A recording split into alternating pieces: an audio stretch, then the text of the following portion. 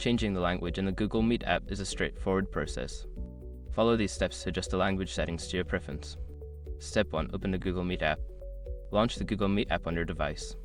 Ensure you are logged into your Google account. Step 2. Access settings. Tap on the menu icon, usually represented by 3 horizontal lines or dots, located in the top corner of the app. From the menu, select Settings.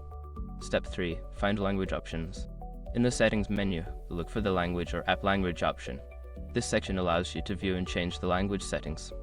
Step 4. Select your preferred language. Tap on the language option to see a list of available languages. Scroll through the list and select the language you wish to use in the app. Step 5. Save changes and restart. After selecting your preferred language, make sure to save any changes if prompted. Close and reopen the app to ensure the new language settings take effect.